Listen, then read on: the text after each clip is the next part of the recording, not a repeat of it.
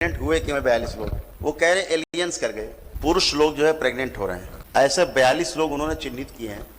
बोले मेरे 3 बच्चे हैं, मुझे तो सारे एक्सपीरियंस है, बच्चा पेट में रहता तो क्या होता, वो मेरे साथ सारा हो रहा है।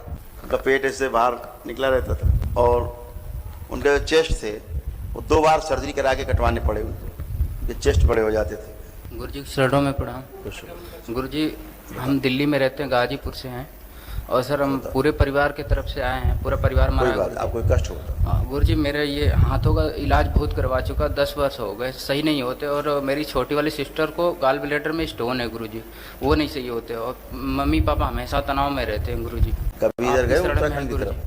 क्या गुरुजी? उत्तराखंड की तरफ गए हो कभी? नहीं गुरुजी। वहाँ पे एक पौधा होता है, पेड़ होता है, उसका नाम है, याद रखना, गुल, क्या नाम?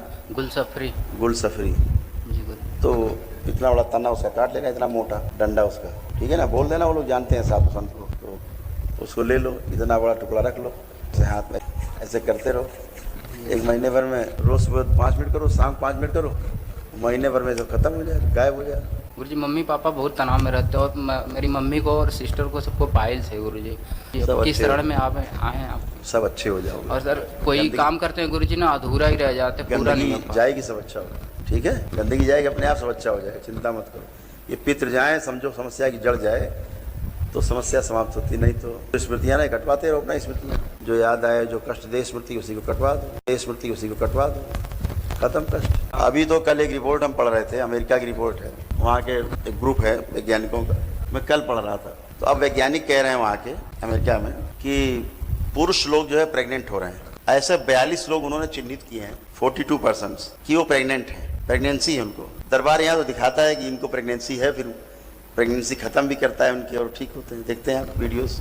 अभी एक दिल्ली से सरदार जी आए थे, वो पिछले 38 साल से प्रेग्नेंट थे, उनका पेट ऐसे बाहर निकला रहता था और उनके जो चेस्ट थे वो 2 बार सर्जरी करा के कटवाने पड़े उनको, उनके चेस्ट बड़े हो जाते थे, मिल्किंग शुरू हो जाती थी और उनके सिर पे एक आग की भट्टी जला करती थी, उनको ऐसा लगता था भट्टी चल रही है, उससे कम राख और आग गिरती रहती है ना, जैसे झड़ती रहती है, ऐसे झड़ती रहती है। 38 साल वो कहानी भटके भटके, जिस समय यहाँ आए 38 साल से दिक्कत थी, 62 वर्ष के थे वो, 2 ईयर्स के थे, पति पत्नी दोनों। शायद वीडियो देखे होंगे आप लोगों ने, देखे वीडियो। फिर दरबार ने उनका सब खत्म किया, तब उनकी प्रेगनेंसी गई और उनके सारे जो स्तन बढ़ जाते वो ठीक। 2 बार स्तन कटवाने पड़े उन्हें अच्छे। अभी एक बड़े उद्योगपति हैं यही नोएडा में, अभी वो आए थे, उनका पौत्र था, उसके भी स्तन काफ़ी बड़े हो गए और तमाम समस्याएं उसको, और वो स्त्री परिवर्तित हो गई, वही प्रेग्नेंट, वही सर्जरी कराने जा रहे थे, सर्जरी कराने के 3 दिन पहले आ गए वो। तो जिस दिन आए, चूँकि दरबार के नियम पालन कर चुके थे, हमसे मिले नहीं थे, केवल मिले, उसी दिन उनके स्तन उसके अंदर चले गए और वो बढ़िया है, फर्स्ट क्लास, कोई सर्जरी नहीं, जिंदगी भर कराते रहो सर्जरी। तो अब उस बात को वैज्ञानिक लोग ही मानने लग गए कि, और हाँ, उसके पीछे उनका लॉजिक क्या है, बड़ा मज़ेदार है कि प्रेग्नेंट हुए कि 42 लोग, वो कह रहे एलियंस कर गए, कह रहे हैं कि एलियंस जो है वो इनको प्रेग्नेंट कर गए। एलियंस ही मान लो, पितरों को और क्या कहेंगे, है एलियंस ही मान लो। हाई कोर्ट की वकील साहिबा कहीं थी, उनको तो 9 महीने का गर्भ था, इतना बड़ा, जो करीब 45 मिनट का वीडियो है, और 2 लोग पकड़ के लाए उनको कि साहब प्रेग्नेंट हैं। सामने मैंने कुर्सी रखाई, बिठाया उनको, मैंने कहा तुम्हारे पेट में तो गर्भ ही नहीं है।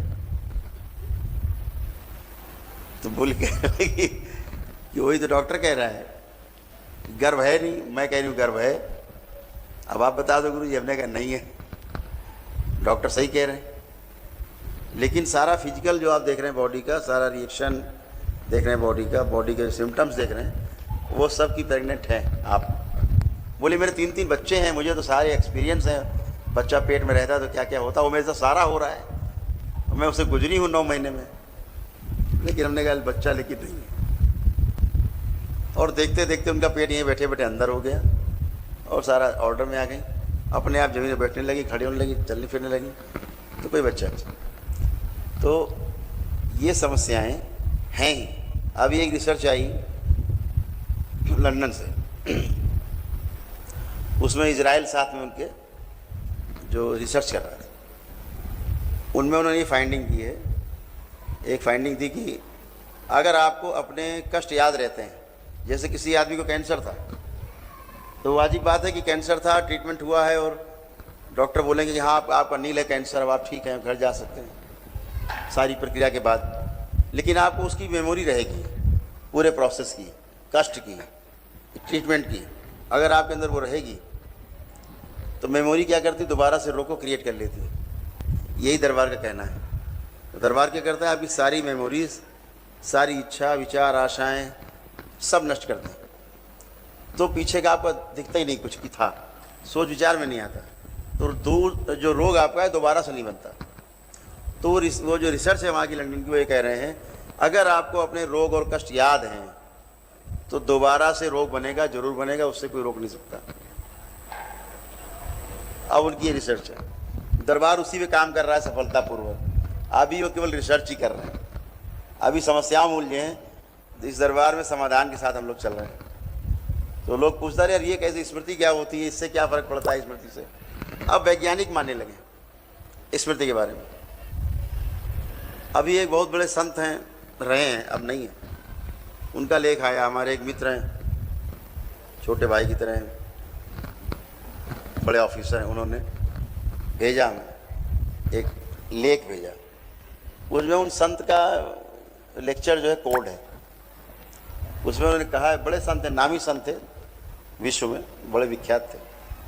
उसमें भी उन्होंने ये कहा है कि अगर रोग के कारण को समाप्त किया जा सके, मेमोरी को, जो मेमोरीज हैं आपकी, रोग का कारण उन्होंने कहा कि मेमोरी है आपकी मेमोरी है।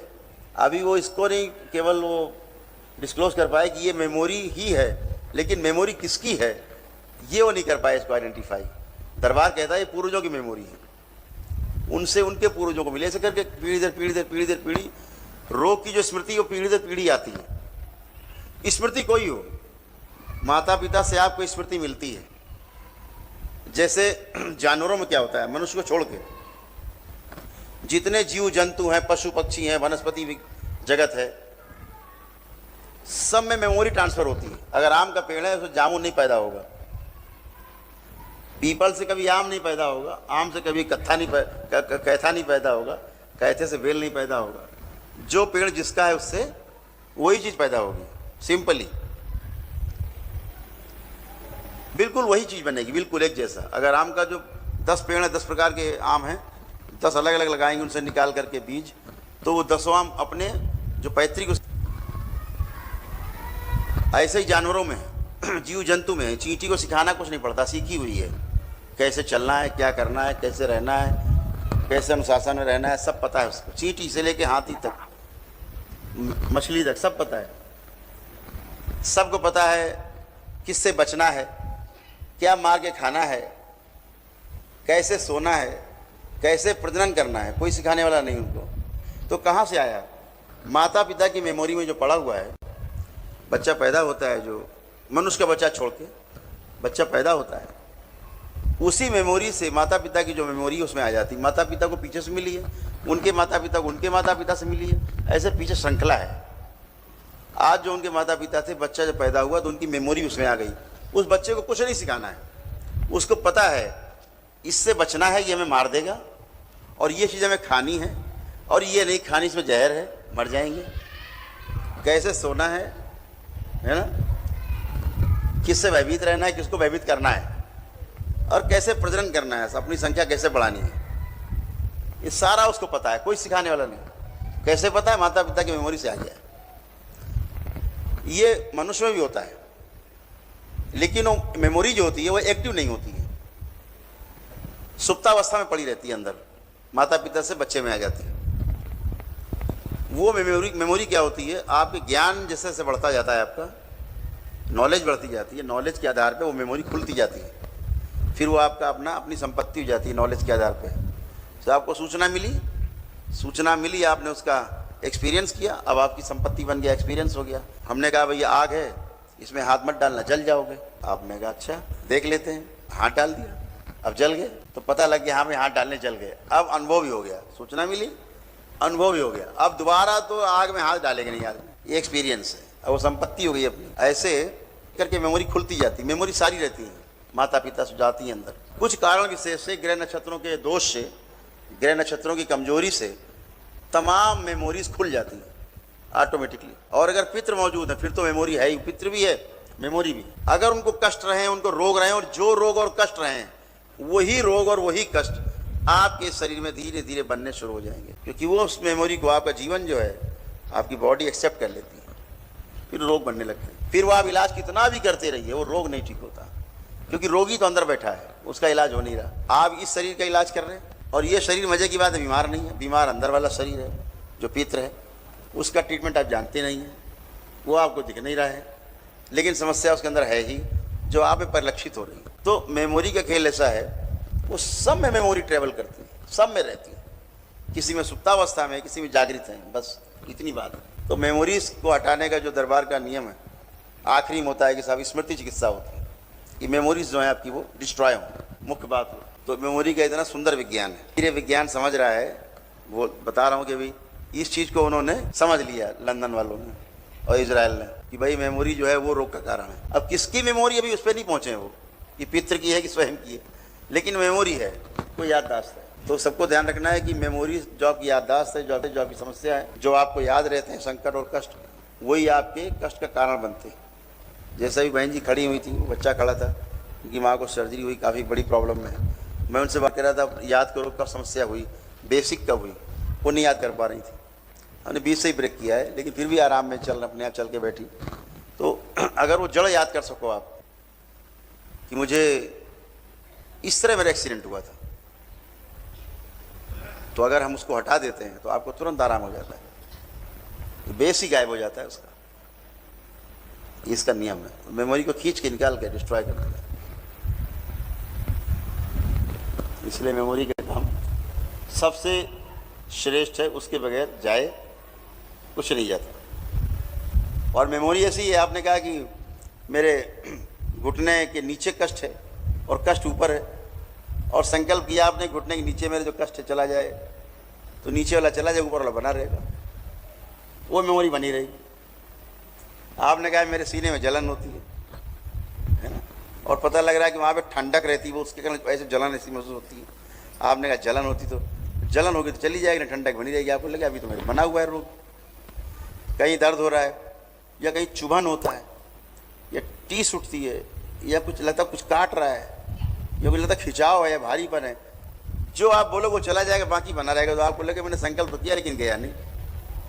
मेमोरीज अलग अलग मेमोरीज हैं, जिस मेमोरी को जैसे आप संकल्प करोगे वही डिस्ट्रॉय होगी, वही जाएगी। इसलिए मेमोरी का संकल्प करते समय बहुत ध्यान रखना चाहिए, अच्छे से एग्जामिन करके और लिखते रहना चाहिए, मुझे ये कष्ट है, ये कष्ट है, ये कष्ट है। अच्छा 3 बजे 3:30